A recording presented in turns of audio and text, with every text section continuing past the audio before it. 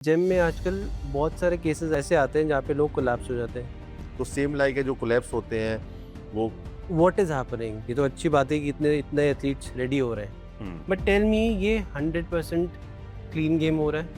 अंदर में कुछ तो गेम चल रहा है। जो पहले 90% लोग बॉडी बिल्डिंग जुनून पैशन के लिए करते थे, अब वो रेशो 10% रह गया है। जब लोग स्टार्ट करते हैं, सबसे बड़ी गलती लोग क्या करते हैं? फिर अपनी बॉडी खराब कर देते हैं, फिर 2 3 4 साल में जब उनको समझ आता है तब वो कोच के पास जाते हैं, तब तक उनकी बॉडी डैमेज हो चुकी होती है अंदर से। बॉडी बिल्डिंग बड़ा ग्लैमरस हम्म दिखता है बाहर से, बट इसका एक डार्क साइड है। और क्या सारे एथलीट्स स्टेरॉइड लेते हैं? आपका डीलर होते हैं, वो खुद ही कोच बन जाते हैं, उनको सामान बेचना होता है तो वो कहते हैं ये यूज कर लो, वो यूज कर लो, इससे ऐसी बॉडी हो जाएगी, वैसी बॉडी हो जाएगी। 80% लोग जो है ना ब्लफ कर रहे हैं इस गेम में, वो कोचिंग के नाम पे सिर्फ पैसा बना रहे हैं। Krishna ji, I have be pro winner and Olympian coach. ये जर्नी स्टार्ट कहाँ से हुई? थोड़ा डिटेल में बताओ हमें। एज अ ओलंपियन कोच तो पूरे इंडिया में मुझे जानते ही हैं, बट एक कोच जो आज लोग जानते हैं उसके पीछे की जर्नी बहुत पीछे से मुझे बताना पड़ेगा। 2015 में मैं बॉम्बे आया, मैंने कोर्स किया K11 से, एक सर्टिफिकेशन का कोर्स किया। फिर एज अ ट्रेनर मैंने जॉब की। फिर जॉब के साथ साथ एक मतलब वो था कि मुझे सिर्फ जॉब ही नहीं करनी है, मतलब एक ट्रेनर ही बन के नहीं रहना है, I want to compete also. Oh! तो फिर मैंने मतलब बॉम्बे खेला, मतलब महाराष्ट्र खेला, मिस्टर इंडिया खेला इन मेंस फिजिक कैटेगरी। फिर उसके बाद मैं हांगकांग गया खेलने के लिए, देन मेरा वहाँ पे मेडल आया। तो एज अ एथलीट फिर वहाँ से मेरा नाम थोड़ा सा ऊपर आया ओके। 2016 में। हुँ। देन 2017 में मैं आर्नोल्ड क्लासिक स्पेन बार्सिलोना में खेलने के लिए गया। वहाँ पे अनफॉर्चुनेटली मेरी प्लेसिंग नहीं आई, बट वो एक बहुत बड़ा प्लेटफॉर्म था। आप राइट। बार्सिलोना में जाके 2017 में जाके खेलना, हुँ। जब तक इंडिया में ये सीरू क्लासिक और अभी होता है, ये था भी नहीं। ये 2017 के लास्ट में आया है, अच्छा। पर मैं खेल के आ गया था जब। फिर मैं जब 2018 में कुवैत गया, सॉरी 2019 में जब मैं कुवैत गया, तो वहाँ का मतलब एक जिम है oxygen the muscle factory, one of the biggest gym in the world. तो वहाँ पे कोचेस उस टाइम पे ट्रेंड कर रहे थे, लाइक अहमद अस्कर उनका नाम है। मैंने उनके अंडर में कोचिंग ली। फिर मैं coaching as a athlete point of view से ली कि मुझे ओके। मतलब एक अच्छा एथलीट बनना है। तो क्योंकि इंडिया में मुझे इतना कुछ मतलब समझ नहीं आया कोचिंग में, तो मैंने कहा एक बार बाहर जाके चेक करता हूँ। फिर मैं बाहर जाके गया, तो फिर मैंने वहाँ के जेनेटिक देखे, वहाँ के लोगों को देखा, वहाँ का वर्क एथिक देखा कि कैसे काम हुँ। करते हैं लोग। फिर मैंने कहा क्यों ना मैं ये सारी चीज़ें जो, मैं एथलीट तो अच्छा बन जाऊँगा यहाँ पे रह के, बट अगर मैं इंडिया में जाके वापस एज अ कोचिंग लाइन में जाके लोगों की हेल्प कर सकता हूँ, वो एक बहुत बड़ी चीज़ होगी ओके। मेरे लिए। सो वहाँ से मतलब एक ऐसा आया कि नहीं यार, मतलब ठीक है अब एथलीट नहीं है मुझे, आई वांट टू, क्योंकि मैं अहमद अस्कर को देखता था कि वो वर्क कैसे करता था, हुँ। तो मैं उसके काम से इंस्पायर हो गया कि वो बहुत डिटेल में अपने एथलीट के ऊपर ध्यान देता था। मैं कहता था यार ये अगर मुझे मिला होता 2017 में तो शायद मेरी आर्नोल्ड क्लासिक में प्लेसिंग आई होती, हाँ। राइट। मैंने बोला नहीं, अब ये चीज़ मैं इंडिया में दूंगा। फिर मैंने इंडिया में एक दो लोगों को ट्रेन करना चालू किया, ओके। उनके ऊपर पूरा एफर्ट लगाया, जान लगाई। फिर वो प्रो कार्ड जीता लड़का, वरदान करके, he is my first athlete जिसने शेरू क्लासिक में ओवरऑल प्रो कार्ड जीता था, और अच्छा। सेम डे पे वो इंडिया का नंबर 1 एथलीट बना था। फिर वरदान को देख के मेरे पास अमित आया। अमित आगरे इंडिया में आज की डेट में सबसे फेमस फेस है, सबसे पॉपुलर फेस है। हुँ। फिर मैंने उसके साथ काम किया। देन उसने 6 महीने के अंदर, जो कभी इंडिया में पहले कभी नहीं हुआ कि मतलब इंडिया में कोई इंडियन एथलीट ओलंपिया के लिए क्वालिफाई किया हो इंडिया में रहते हुए, तो वो अमित ने किया। ओके। और एज अ कोच मतलब ये मेरे लिए बहुत बड़ा अचीवमेंट था कि किसी का इंडियन कोच का स्टूडेंट कभी क्वालिफाई नहीं किया, तो वो दोनों टैग हम दोनों को साथ में मिल गए। हुँ। और जब India, Indian coach, Indian athlete और इंडिया में शो, तो वो चीज़ बहुत बड़ी बन गई। लोगों ने बहुत मतलब एक उसको अप्रिशिएट किया। फिर वहाँ से कोचिंग जर्नी चालू हुई, मेरे पास इंक्वायरी आई, बहुत एथलीट के साथ मैंने काम किया। फिर last year Narendra Yadav, he is also a very popular face in India, senior body builder, मुझसे 12 13 साल बड़े हैं। अच्छा। हाँ, तो उनसे मेरी बात हुई थी ट्रेनिंग की रिगार्डिंग, जब मैं दुबई में था। तो किसी रीज़न से मैं दिल्ली में आया था, तो उनसे मीटिंग हुई। देन उन्होंने बोला कि मुझे कम्पीट करना है हुँ। बॉडी बिल्डिंग में। वो बहुत टाइम से कम्पीट कर रहे थे, तो बट वो मेरे साथ उन्होंने कम्पीट किया, देन उनको प्रो कार्ड मिला, नरेंद्र यादव जी को प्रो कार्ड मिला। फिर अभी जो जून में 2 महीने पहले कंपटीशन था, इसमें भी एक मोहन वशिष्ठ है, वो पिछले 13 साल से कम्पीट कर रहा है, हाँ, उनको भी प्रो कार्ड मिला। अच्छा। हाँ, तो फिर मतलब ये जर्नी चालू होती गई, फिर ये जर्नी समझ ही में नहीं आया कि चलती जा रही है। हुँ, मैं बस अपना काम करता गया और ये जर्नी मतलब चलती जा रही है अभी। सो ये छोटी सी जर्नी थी, एक ट्रेनर से लेके खुद एथलीट से लेके एक लड़के को रेडी किया, उसका रिजल्ट बहुत अच्छा आया।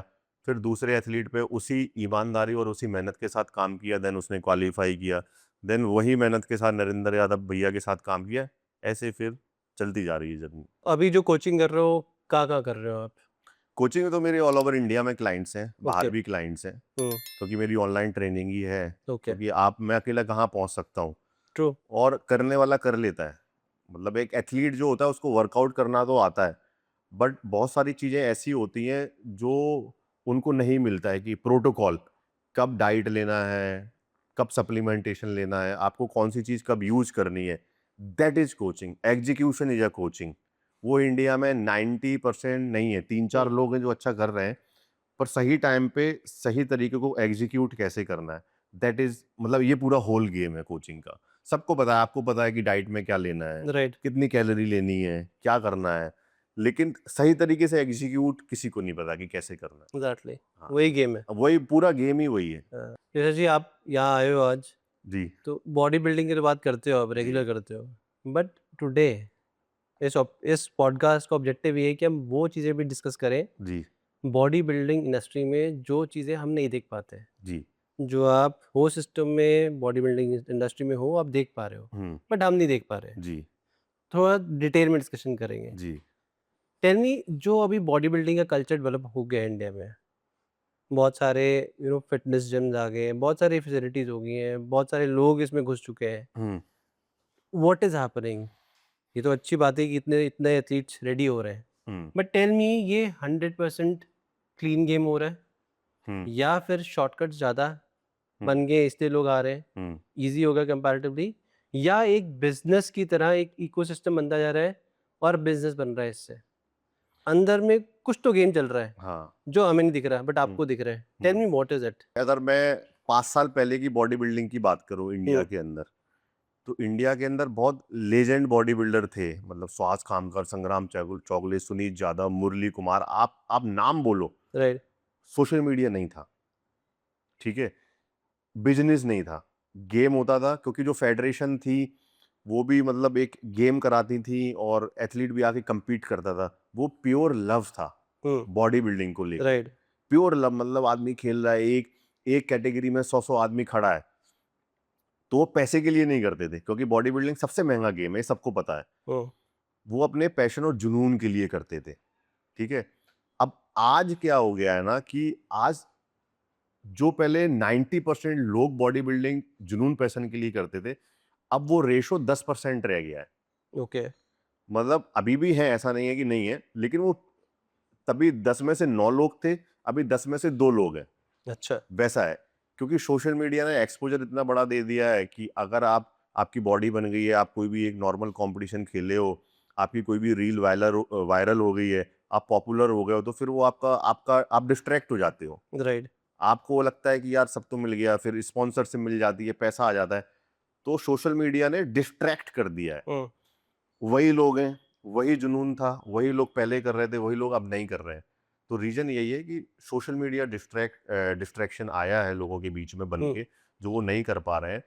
और रही बात बिज़नेस मॉडल की, तो या मतलब अब बॉडी बिल्डिंग बिज़नेस तरीके से वो नहीं, सही बोलना नहीं है कि बिज़नेस मॉडल बन गया है।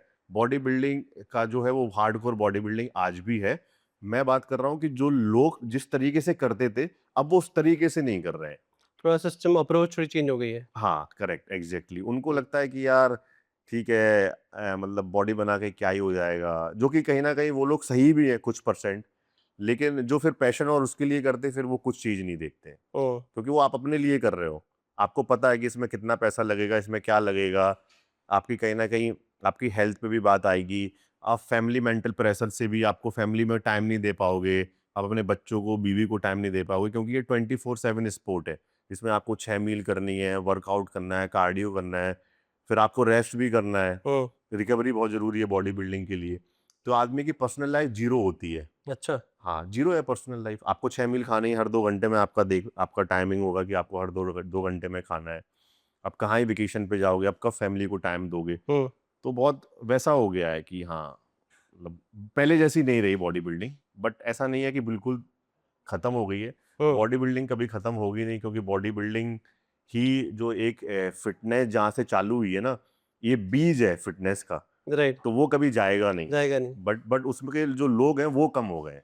आपने सही कहा कि सोशल मीडिया आ गया, हम्म, इंस्टाग्राम आ गया है, तो लोग देख रहे हैं इसको हम्म, और लोगों को देखने में बड़ा लुक्रेटिव लग रहा है। हम्म, ग्लैमर हाँ, ग्लैमर वर्ल्ड है बेसिकली हाँ, ये कहीं न कहीं।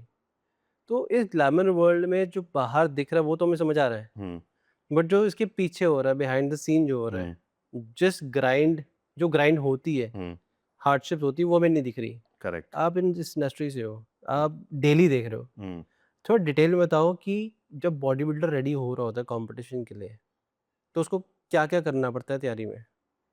In terms of workout, diet, क्या-क्या करना मैं पड़ता है? तो ये बोलूँगा कि दुनिया में सबसे हार्ड लाइफ है, सबसे मतलब एक इमोशनल जो लाइफ है ना, वो बॉडी बिल्डर जीता है, हुँ, क्योंकि आप जब स्टेज पे एथलीट को देखते हो ना, उसे 30 सेकंड देखते हो, राइट। पर उसके पीछे जो वो सेक्रीफाइस करता है ना, वो बहुत ही मतलब बहुत ज़्यादा सेक्रीफाइस करता है। एक तो आप फाइनेंशियली सेक्रीफाइस करते हो कि मतलब वैसे बॉडी बिल्डिंग देखा जाए तो एक पैसे वालों का गेम है, पैसे वालों का एज इन की इसमें पैसा बहुत लगता है, पर इसको जो चूज करता है वो इतना पैसे वाले लोग नहीं करते। आप समझ रहे हो? तो पैसा तो इसमें लगता है, प्लस जब आप मेडिसिन पे होते हो, वो आपको अलग हिट देता है माइंड पे। मतलब आप समझ रहे हो? तो वो एक मेंटली टॉर्चर झेलना, हुँ, मतलब वो एक अलग अलग चीज़ है। मतलब वो आपको मैं बता रहा हूँ ऐसे, पर मतलब जो एथलीट से मैं बात करता हूँ, वो क्या प्रॉब्लम फेस कर रहे होते हैं, हुँ। वो बहुत ऐसी है। डाइट को लेके खाना नहीं खाया जाता है। स्टेप बाय स्टेप चलते हैं। पहले हुँ, पहले बात करते हैं वर्कआउट की। ठीक है। टेल मी नॉर्मल एक ऑन एन एवरेज एक एथलीट कितने घंटे वर्कआउट करता होगा? देखो, वर्कआउट जो है, वर्कआउट तो 1.5 से 2 घंटे का रहता है, हुँ, पर वो वर्कआउट बहुत इंटेंस रहता है। ऐसा नहीं कि आप जिम में गए, आपने 2 मिनट इससे बात की, 2 मिनट उससे बात की। You have to be like, ये वो लोग जोन्ड इन होते हैं, हुँ, लॉक्ड इन होते हैं कि अगर 1.5-2 घंटा वर्कआउट करना है ना, तो उनके लिए वर्कआउट वो मेडिटेशन है। मतलब फिर उनको कुछ नहीं दिखता है। तो वर्कआउट 1.5 से 2 घंटा वर्कआउट हो गया उनका। ओके। पहले ओल्ड स्कूल करते थे कि सुबह जाके कर लिया, शाम के जाके कर लिया, हुँ, बट साइंस जैसे इवॉल्व होती जा रही है, तो हम सब सीखते जा रहे हैं। तो राइट। फिर ये समझ में आया कि रिकवरी ज़रूरी है, क्योंकि आजकल खाना है, क्वालिटी ऑफ फूड उतना अच्छा है नहीं। हुँ, तो ट्रेनिंग पे 1.5 से 2 घंटा काफ़ी है, और 30 to 40 मिनट का कार्डियो हो गया, डिपेंड ऑन गोल, कि अगर वो स्टेज पे 2 महीना बाकी है तो कार्डियो कितना बढ़ा रहे हैं, ऑफ सीजन में कार्डियो कितना कर रहे हैं। पर आप ये समझ लो कि 2 से ढाई घंटा उनका पर डे लगना लगना है, और ओके। वो बहुत इंटेंस वर्कआउट होता है। मतलब पूरा एक गोल स्पेसिफिक वर्कआउट होता है। हुँ, ऐसा नहीं कि ये वर्कआउट कर लिया, ये कर लिया, पूरा गोल ओरिएंटेड वर्कआउट होता है। तो सिंगल बॉडी पार्ट को ट्रेन करते हैं एवरीडे? सिंगल बॉडी पार्ट नहीं, वो वही मैं आपसे आपसे कह रहा हूँ ना कि गोल स्पेसिफिक है। किसी का डबल बॉडी पार्ट है, किसी का सिंगल है, कोई 4 दिन के बाद 1 दिन का ऑफ लेता है। इट हुँ, टोटली डिपेंड उसका गोल क्या है। ओके। मेन उस पे ही वर्कआउट चलता है। वो ऐसा नहीं कि तो नॉर्मली कोई भी एथलीट फॉर एन एवरेज 1.5 से 2 घंटे का वर्कआउट करता है एवरीडे, करेक्ट। राइट? वर्कआउट से पहले और बाद की जो जो टाइम है, उसमें डाइट में क्या होता है उसकी? डाइट में अगर आप ऑफ सीजन कर रहा है कोई भी एथलीट, तो कैलोरी सरप्लस होती है। हुँ, मतलब 5,000, 6,000, साढ़े 6000 छः, कैलोरीज़ हाँ, 6,000 पर डे? खाना पड़ता है भाई। अच्छा। हाँ, खाना पड़ता है। फिर जब आप कट डाउन करते हो, जैसे 12 हफ्ते आप 12 वीक आउट हो कंपटीशन के, तो फिर वही कैलोरी को आपको धीरे-धीरे कम करना होता है। हुँ, आप गेन कर रहे हो तो कैलोरी अप करनी पड़ती है। तो मेन डाइट का अपना यही है कि तो 6, ऑफ सीज़न में इतनी इतनी कैलोरीज़ क्यों चाहिए होती हैं? क्योंकि आपको साइज़ बढ़ाना है। जब तक आप कैलोरी नहीं डालोगे, आपका साइज़ कैसे बढ़ेगा? हुँ, आप समझ रहे हो? मैं बॉडी बिल्डिंग की बात कर रहा हूँ। मेंस फिजिक अलग अलग गेम है। मतलब हर एक कैटेगरी का एक अलग रूल है। क्लासिक फिजिक का अलग रूल है, मेंस फिजिक का अलग रूल है, बॉडी बिल्डिंग का अलग रूल है। ओके। लेकिन ऑफ सीजन में सब कैलोरी हाई पे इसलिए रहते हैं, कहीं ना कहीं ये मास गेम है, मतलब मसल मास का गेम मसल है। मास का गेम। मसल मास का गेम है, तो भैया आपको खाना तो पड़ेगा, बिना खाए आप बड़े नहीं हो तो सकते। नॉर्मली उनकी डाइट में क्या होता है ऑन एन एवरेज? डाइट में सो बेसिकली देखो, बेसिक ही डाइट है। अपना एग ओट्स हो गया, एग और क्रीम ऑफ राइस हो गया, चिकन राइस हो गया, फिश राइस हो गया, स्वीट पोटैटो हो गया। सो बेसिकली 3-4 ही चीज़ होती हैं। फैट हो गए, एवोकाडो हो गया आपका, आलमंड्स हो गए, हुँ, ऑलिव ऑयल हो गया, तो वेजीज़ हो गए आपके फाइबर के लिए। तो सारी चीज़ों को बॉडी बिल्डर जो है बहुत कैलकुलेटिव खाता है। नॉर्मल आदमी ने अगर चिकन राइस खा लिया तो ठीक है, पर बॉडी बिल्डर को उसमें फैट भी डालना है, फाइबर भी डालना है। हुँ, तो चारों चीज़ों को वो बैलेंस आउट करके खाता है। तो क्योंकि उसको बहुत कैलकुलेटिव खाना है, राइट। तो 6 से 7 मील। तो जैसे आप कह रहे हो कि कार्ब्स भी खाना है, फैट भी खाना है, प्रोटीन भी चाहिए। हाँ, बट यूजुअली मैं देखता हूँ कि लोग ज़्यादा फ़ोकस प्रोटीन पे होते हैं। उनकी मेजरली डाइट फ़ोक में जो मेजरली हाँ, डाइट है, हाँ, वो ज़्यादा स्क्यूड होती है टुवर्ड्स प्रोटीन। हाँ। तो कई बार लगता है कि शायद बाकी जो चीज़ें हैं, जो डाइट का बाकी में कंपोनेंट्स हैं, हुँ, उसमें बाकी चीज़ें मिसिंग हैं। करेक्ट। तो यूजुअली ऐसा होता है नहीं, नहीं, बिल्कुल, या फिर जो आपके पास बच्चे आ रहे हैं, वो सबको पता है कि मेरा डाइट का न्यूट्रिशन मिक्स कैसा होना चाहिए या फिर आप कोचिंग में हेल्प करते हो उनको? यही तो कोचिंग है। आज भी जो लोग गेम कर रहे हैं ना, उनको पता ही नहीं है कि जितनी प्रोटीन की इम्पोर्टेंस है ना, उतनी ही इम्पोर्टेंस कार्ब की है, उतनी ही इम्पोर्टेंस फैट की है। राइट। आपकी मसल में फुलनेस आएगा नहीं अगर आप और फैट नहीं विटामिन, डालोगे। मिनरल्स भी लोग हाँ, अवॉइड करते हैं, उनको पता ही नहीं होता कि उनको ये पता ही नहीं होता, और अभी लोग धीरे-धीरे अवेयर हो रहे हैं, हुँ, बट हर एक चीज़ उतनी ही ज़रूरी है जितनी प्रोटीन ज़रूरी है। प्रोटीन तो ज़रूरी है ही, चलो है, लेकिन लोग बहुत ज़्यादा प्रोटीन, प्रोटीन, प्रोटीन, हाँ, फिर कॉन्स्टिपेशन का प्रॉब्लम हो जाता है। उनको पता नहीं है इसमें फाइबर भी डालना है, उनको पता नहीं है कार्बोहाइड्रेट भी डालना है। तो एज़ अ कोच मैं उन्हें वही गाइड करता हूँ कि आपको बैलेंस करना है। एक्सीड प्रोटीन नहीं खाना है, क्योंकि हुँ। आप अगर एक्सीड प्रोटीन खाओगे तो it's also converted into fat also. So आपको बैलेंस करके खाना है, तो वही वही मतलब जो लोगों को नहीं पता है, तो उसको फिर मैं ही सही तरीके से गाइड करके, तो चलो जब भाई। इतनी हेवी डाइट होती है लोगों हाँ, की 5000 कैलोरीज़, हुँ, 6000 कैलोरीज़, तो इनकी तो इन्वेस्टमेंट बहुत है, हाँ, कॉस्ट। हाँ। मुझे लगता है इनका मेजर बजट जो वो तो डाइट में जाता डाइट होगा। में 90%, 70% पैसा डाइट पे जाता है। तो कितना एक्सपेंस होगा मंथली ऑन एन एवरेज? एक एक बॉडी बिल्डर का अगर आप समझोगे डाइट डाइट का, तो आई आई गेस लाइक 35 टू 40,000। 40,000 हाँ, पर मंथ? हाँ, पर मंथ डाइट। अगर आप उसमें तो सारे मल्टीविटामिन मिला देते हो, हुँ, क्योंकि अगर आप सैल्मन खाओगे तो वो 3 से 4,000 रुपए किलो है। हुँ, आप अगर अच्छी क्वालिटी का चिकन खाओगे तो वो महंगा है। फिर आप राइस खाओगे, फिर आप क्रीम ऑफ राइस, आप स्वीट पोटैटो, उसमें मैंने मल्टीविटामिन भी सब डाल दी, सप्लीमेंटेशन, वे प्रोटीन, आइसोलेट प्रोटीन वो भी ऐड कर दिया है। 40,000 से मतलब 40,000 तो चाहिए ही चाहिए, अच्छा। आपको अच्छी डाइट के ऊपर। तो जो नॉर्मली जो लोग आते हैं, जो लड़के आते हैं, वो उनकी एज ग्रुप हो गई 18 टू 20 हाँ, ज़्यादातर। हुँ, तो अभी वो उस स्टेज में है अपने करियर के जहाँ पे उन्होंने कमाना शुरू नहीं करा होता हुँ, शायद से। हुँ। तो वो फंडिंग का सोर्स क्या होता है उनके? सो देखो, मतलब अभी ऐसा है कि किसी का तो फैमिली बैकअप रहता है, और जिसका नहीं हो तो? जिसका नहीं है तो फिर मतलब जैसे something is better than nothing वाली बात है कि आप उतनी कैलोरी उतना नहीं कर पा रहे हो, तो आप 3 मील खाओ, आप 4 मील खाओ। मतलब कम से कम आप वो एक हैबिट तो डेवलप कर रहे हो ना। तो ऐसे इस करियर पे, इस स्टेज पे ब्रांड स्पॉन्सरशिप मिल जाती है?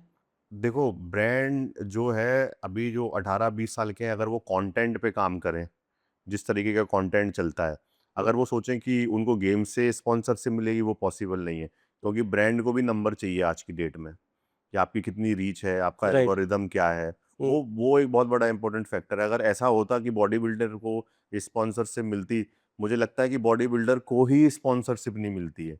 बाकी जो आजकल जेन ज़ी लड़के हैं 18-20 साल, 21, 22, 23 साल के, इनको ही स्पॉन्सरशिप मिल रही है, क्योंकि उनको समझ में वो समझते हैं कि कंटेंट क्या चीज़ है, क्या डिलीवर करना है। राइट। बॉडी बिल्डर 90% अपने गेम में ही लगा रहता है, तो वो कहाँ से कंटेंट पे फोकस करेगा? हुँ, और ब्रांड को भाई आपकी बॉडी हमारी बॉडी से कोई लेना-देना है नहीं। वो आप अपने लिए कर रहे हो, उससे ब्रांड का क्या फ़ायदा? जब तक आप बहुत ज़्यादा पॉपुलर नहीं होते हो, एक फेस वैल्यू आप नहीं बनते हो, तब तक आपको ब्रांड तो आपको एंटरटेन ही नहीं करेगी। और इंडिया में कोई ऐसी फेडरेशन है जो जो फंडिंग करती है ऐसे एथलीट्स की?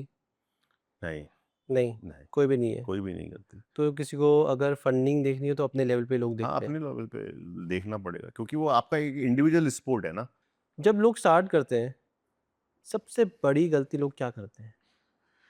बॉडी बिल्डिंग या फिर body fitness, building. Body building, body building में जब अपना करियर वो स्टार्ट करते हैं, सबसे सबसे बड़ी बड़ी गलती क्या गलती क्या करते हैं, वो करते हैं? किसी कोच के साथ काम नहीं करते। वो अपना 3-4-5 साल खराब कर देते हैं हाँ, कि हमारे बड़े भैया की बॉडी है, उन्होंने हमें ये बताया तो हमने ये ले लिया।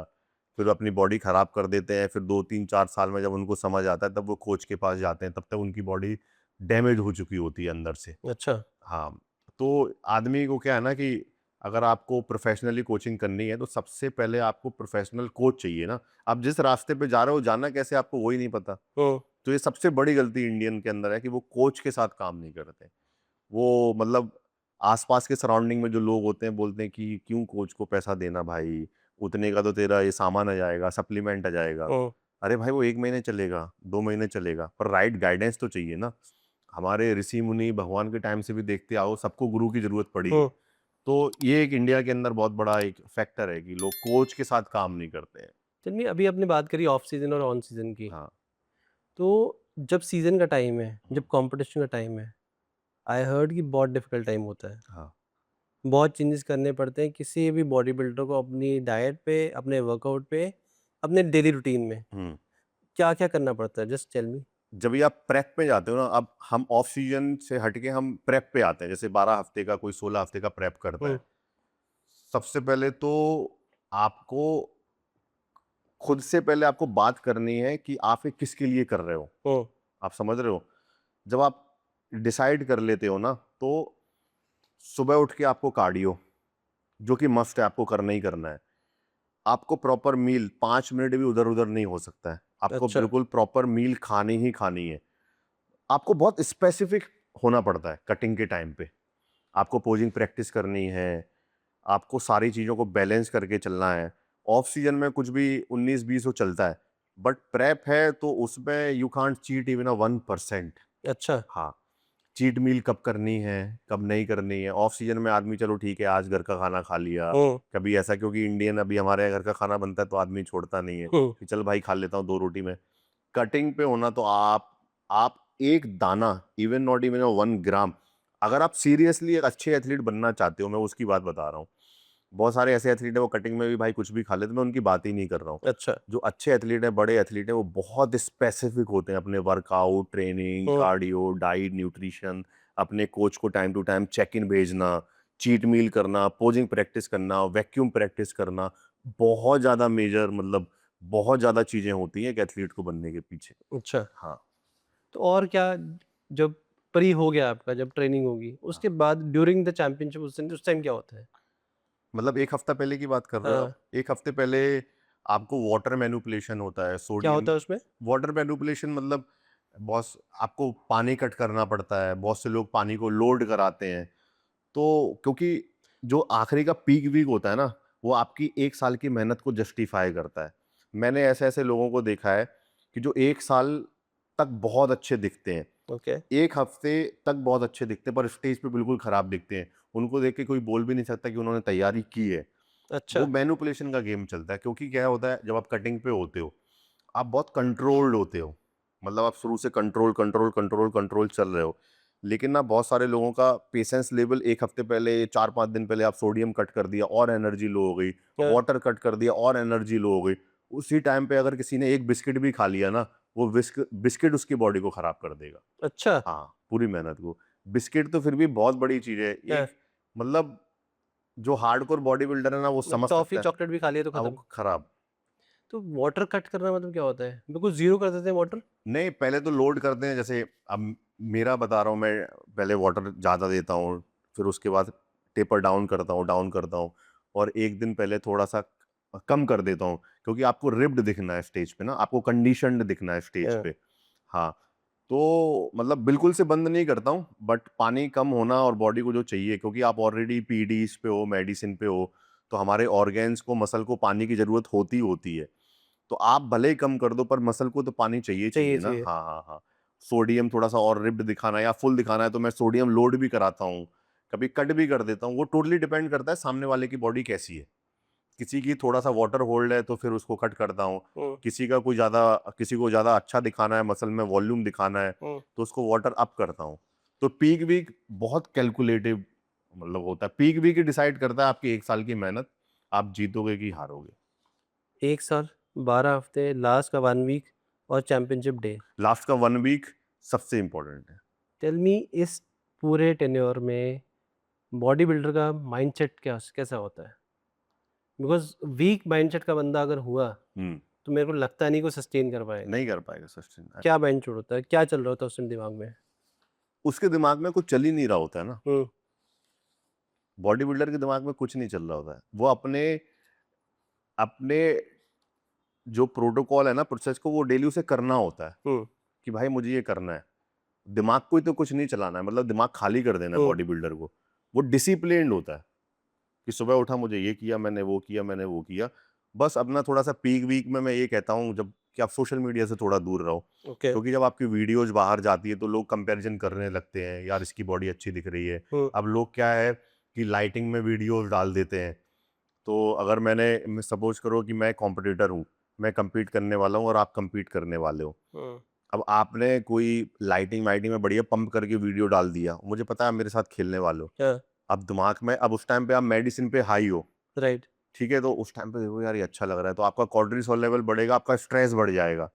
तो उस टाइम पे लोग क्या करते हैं कि इससे अच्छा दिखना है तो एक्सेसिव अमाउंट में फिर मेडिसिन यूज़ करने लगते हैं। अच्छा, तो मेरा मानना है कि जो भी बॉडी बिल्डिंग कर रहा है हुँ, ना, उसको अपने प्रोसेस को फॉलो करना है और अपने कोच के प्रोसेस को फॉलो करना है।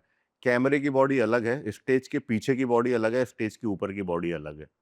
सो वो आपको इतना मेंटली स्ट्रांग होना ही पड़ेगा कि कोई कुछ भी डाले आपको फ़र्क नहीं पड़ता, हम स्टेज पे देख लेंगे। सो वो एक गेम है। तो इतना जब ओवरलोड होता है मेंटली और फिज़िकली, टेल मी कभी ऐसा हुआ है कि आपने किसी को देखा हो मेंटली और फिज़िकली ब्रेकडाउन हो गया हो ड्यूरिंग द चैंपियनशिप या जस्ट उससे पहले?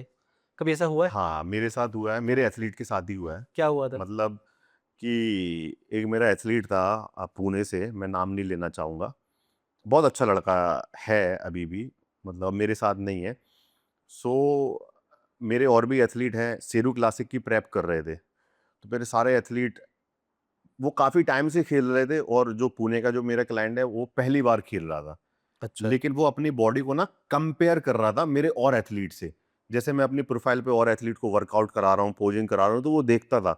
बोलता था, "सर यार, आपके एथलीट ऐसे अच्छे लग रहे हैं, मेरा तो नंबर नहीं आएगा, मैं तो इतना हार्ड नहीं लग हुँ, रहा हूँ, इतना हुँ, हुँ, मस्कुलर हुँ, नहीं लग रहा हूँ।" हुँ, मैंने बोला, "भाई तेरा पहला है। हुँ, जब ये पहली बार खेले थे, वो तेरे जैसे भी नहीं लग रहे थे। राइट, पर जीतना है, खेलना है, खेलना है, खेलना है।"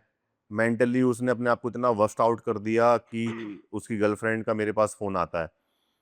बाहर से, उसकी गर्लफ्रेंड बाहर से थी ओके, कि सर उसने पूरा सप्लीमेंट, डाइट-वाइट सब फेंक दिया कि मैं अच्छा नहीं लग रहा हूँ और मुझे नहीं खेलना कॉम्पिटिशन-वॉम्पिटिशन अ, ऐसा-वैसा।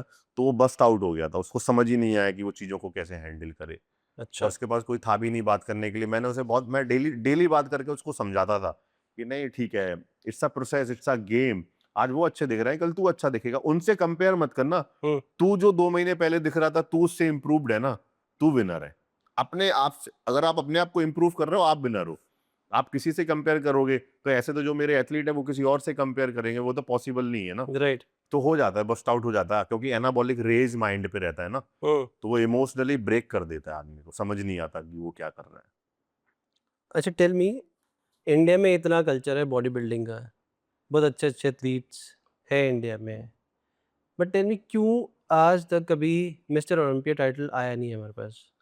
जेनेटिक जेनेटिक का सबसे बड़ा बॉडी क्या बिल्डिंग रोल है जेनेटिक्स का इसमें? जेनेटिक की रोल है ना। अगर आप वही डाइट खा लोगे, जेनेटिक जीन्स का तो सबसे बड़ा रोल है। हुँ, आप अच्छा, अगर देखोगे अफ्रीकन जीन्स देख लो, आप जो अरबी लोग हैं उनका जीन्स देख लो, वो क्यों इतने लंबे चौड़े तगड़े होते हैं। वो बचपन से बीफ खा रहे होते हैं, वहाँ हुँ, का वेदर देख लो, वहाँ का एटमॉस्फेयर देख लो, आप इंडिया का पॉल्यूशन देख लो, आप हमारे माँ बाप बचपन में क्या खाते हैं, क्या खाते हुए आए हैं, फिर हम मतलब उन्हीं के बच्चे हैं, तो फिर हमने बचपन से क्या खाया है। तो वो जीन्स तो बहुत बड़ा, जेनेटिक तो बहुत बड़ा रोल, बॉडी बिल्डिंग हुँ, में सबसे बड़ा रोल प्ले ही जेनेटिक करता है। हार्ड वर्क तो चलो ठीक है, आदमी कर लेता है, माइंडसेट बना लेता है, पैसा राइट, लगा देता हुँ। है। पर कभी ना कभी जेनेटिक को हार्ड वर्क बीट कर देता है। पर जो जेनेटिकली स्ट्रांग है, अगर वो भी उतना हार्ड वर्क कर रहा है, तो फिर आप उसे बीट नहीं कर पाओगे। तो अगर कोई ऐसा कोई बॉडी बिल्डर है जिसका फर्स्ट जनरेशन भी बॉडी बिल्डर्स थे, सेकंड जनरेशन भी बॉडी बिल्डर थे, थर्ड जनरेशन वो है अगर, हम्म तो आज वो कम्पीट नहीं कर सकता मिस्टर ओलंपिया में? नहीं, वो कम्पीट करना अलग चीज है, जीतना अलग चीज है। हाँ, बॉडी बिल्डिंग में तो नहीं कर सकते, पर मेंस फिजिक कर सकते हैं, क्योंकि मेंस फिजिक का क्राइटेरिया अलग है। उसमें इतना ज्यादा हुँ, साइज नहीं चाहिए रहता है। उसमें मतलब एक बॉडी का शोल्डर वेस्ट रेशो चाहिए, हुँ, जिसमें आपका बैक ब्रॉड हो, कमर पतली हो, शोल्डर ब्रॉड हो, तो पर इतना ज्यादा ह्यूज नहीं चाहिए। अच्छा, तो बॉडी बिल्डिंग में तो पॉसिबल नहीं है। ओलंपिया जीत जाए, इवन ओलंपिया के लिए कोई क्वालिफाई कर जाए, प्रो सो ही जीत जाए बॉडी अच्छा, बिल्डिंग में, वो भी एक बहुत बड़ी बात है। इतना डिफ़िकल्ट है? इतना डिफिकल्ट जीत ओलंपिया में जाके खेलना, वो भी डिफिकल्ट है। हाँ, जीतना तो बहुत ही मतलब जीतना तो मतलब अगर मैंने 10 साल में आने वाले 10 साल में देख लिया कभी ऐसा, तो फिर बहुत बड़ी बात है। तो ऐसा सिर्फ़ जेनेटिक्स ही एक पार्ट है या फिर जेनेटिक्स सबसे बड़ा। इंफ्रा, हम्म जो हमारे इंडिया का इंफ्रा है बॉडी बिल्डिंग को लेके वर्सेस जो इंटरनेशनल लेवल पे जो इंफ्रा है, दोनों में फ़र्क है कुछ? हाँ, बहुत फर्क है, बट जेनेटिक का सबसे बड़ा रोल है। हुँ, इंफ्रा का भी है, नो डाउट, मतलब एक वेदर का भी है, वहाँ का सिस्टम का भी है। वो अपने काम से मतलब रखते हैं, मतलब एक बॉडी बिल्डर में यहाँ पे घर वालों का इन्वॉल्वमेंट बहुत ज़्यादा होता है। और जो न्यूट्रास्यूटिकल्स जो कंज़्यूम करते हो आप, हाँ, उसकी क्वालिटी में कितना फ़र्क है? यहाँ का अच्छा है। न्यूट्रास्यूटिकल्स यहाँ का अच्छा है? मेडिकल वाला कह रहा हूँ ना, जो हाँ, मल्टी हाँ, अपना यहाँ यहाँ का अच्छा है। यहाँ बेटर है। हाँ, यहाँ बेटर है। मेडिसिन तो यहाँ की बेटर है, इंडिया की बेटर है। अच्छा, हाँ, वहाँ का क्वालिटी ऑफ फूड बेटर है, हुँ। मिक्सिंग नहीं करते हैं। पर अगर आप मेडिसिन देखोगे तो फार्मा अपना इंडिया का बेटर है। टेल मी बॉडी बिल्डिंग में एक फाइनेंशियली स्टेबल, हम्म सस्टेनेबल करियर बन सकता है? That's a good question. बन सकता है, नहीं भी बन सकता है। लोग बना भी रहे हैं, लोग नहीं भी बना रहे। सो कैसे बन सकता है? आपको ना देखो, इंडिया में लोग क्या करते हैं ना कि बॉडी बॉडी बॉडी बनाना है, खेलना है, बॉडी बनाना है, खेलना है। सोशल मीडिया को साथ में लेके नहीं चलते, हुँ, क्योंकि पॉसिबल ही नहीं है। मतलब उनका माइंड इतना एंगेज गेम को लेके रहता है कि उनको गेम ही करना है। बट मेरा ये मानना है कि अगर आप बॉडी बिल्डिंग कर रहे हो, आप इतना पैसा लगा रहे हो, तो आपको सोशल मीडिया पे भी उतना एक्टिव होना पड़ेगा। आपको अगर ब्रांड डील चाहिए, पैसा चाहिए, हुँ, तो आपको उसको वो वैल्यू प्रोवाइड करानी पड़ेगी कि जिससे वो आपको पैसा दे। तो बहुत से लोग बना भी लेते हैं, बहुत से लोग नहीं भी बना पाते हैं। ऐसे ऐसे लोग हैं जिनकी बॉडी बहुत अच्छी है, पर उनका इंस्टाग्राम पे मतलब पेज होगा तो उन्होंने कभी 2 साल पहले पोस्ट डाला होगा। तो सोशल मीडिया पे भी आपको काम करना पड़ेगा, आपको राइट, टीम हायर करनी पड़ेगी। हाँ, आपको आपको बॉडी के साथ साथ ना स्मार्ट प्ले करना पड़ेगा कि आपको ब्रांड डील मिले। हुँ। आप अगर आज भी पहले के मतलब जो एथलीट पुराने बॉडी बिल्डर थे, वो अपने जोन इन में रहते थे, क्योंकि उस टाइम पे ब्रांड डील और सोशल मीडिया नहीं था। था लेकिन ही नहीं उस टाइम। हाँ, लेकिन हुँ, आज है। हुँ, आज है तो फिर आपको अपने उसको हिसाब से मोल्ड करना पड़ेगा। आप अगर सोचो कि आप एकदम जोन्ड इन रहोगे, बॉडी बिल्डिंग कर रहे हो, पर सोशल मीडिया पे प्लेटफॉर्म पे नहीं हो, तो आप फाइनेंशियली कभी स्टेबल नहीं हो पाओगे। रादर देन आपका बैकग्राउंड बहुत अच्छा नहीं है फाइनेंशियली, वो एक अलग बात है। हुँ। बट अगर आप बट वो रेयरली होता है। वो रेयरली होता है, हाँ। करेक्ट। सोशल मीडिया के अलावा भी कोई ऑप्शन है कि आप कोई करियर बिल्ड करते हो उसपे? फिर तो आपके पास क्लाइंट हो गए, हाँ, आपकी बॉडी को लोग देख के आएंगे आपसे ट्रेनिंग लेने के लिए। Personal coaching. पर्सनल कोचिंग हो गई, बस वही एक ऑप्शन है, और तो ऐसा कुछ है नहीं। आप फिर उस कोचिंग को कितना बड़ा बना सकते हो, वो आपके ऊपर है। अच्छा कृष्णा जी, बॉडी बिल्डिंग बड़ा ग्लैमरस हम्म दिखता है बाहर से, बट इसका एक डार्क साइड है, जो सबको नहीं पता होती हम्म और बात भी नहीं करते लोग इस बारे में। हम्म तो let's be brutally honest, hmm tell me कि स्टेरॉइड्स का कितना रोल है बॉडी बिल्डिंग में और क्या सारे एथलीट्स स्टेरॉइड लेते हैं? देखो, जो भी professional competitive athlete body builder है, ऑब्वियसली वो एनाबॉलिक यूज करता है। हुँ, लेकिन आप उसको कितने स्मार्ट तरीके से यूज कर रहे हो ना, वो आपके ऊपर है। आप पहले के एरा के बॉडी बिल्डर देखोगे, तो वो उनके जेनेटिक इतने अच्छे होते थे पहले के, मतलब कम डोजिंग में बहुत हार्ड वर्क करते थे और हुँ, मेडिसिन पे इतना डिपेंडेंट नहीं होते थे। पर आज के जो एथलीट हैं, वो मेडिसिन पे थोड़े से ज़्यादा रिलाय करते हैं, कि डिपेंडेंट है। उनको लगता है कि आप मेडिसिन ज़्यादा यूज करोगे तो आप ज़्यादा ह्यूज हो जाओगे। बट वो बिल्कुल नहीं है। आपका at at the end of the day काम डाइट ही करती है, वो करती है। लेकिन वही है कि अभी ब्रांड इतने सारे आ गए हैं, मतलब एनाबॉलिक इतने सारे आ गए हुँ, हैं।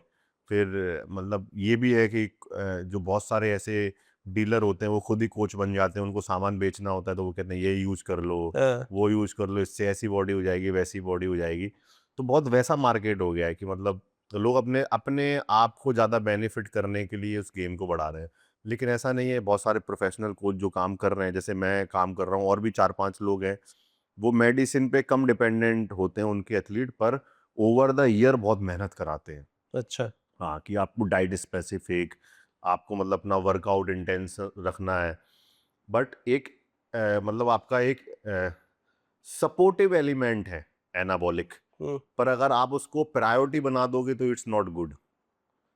तो डार्क साइड तो है, एनाबॉलिक के बिना बॉडी बिल्डिंग पॉसिबल नहीं है। हुँ। बट अगेन आप उसको कितने स्मार्ट तरीके से यूज कर रहे हो, that will be a different तो गेम। ऑन एन एवरेज कितना एमजी कंज़्यूम करते होंगे per day? It depend on cycle to cycle, coaches to coaches, body to body, हुँ, क्या क्राइटेरिया है गेम का।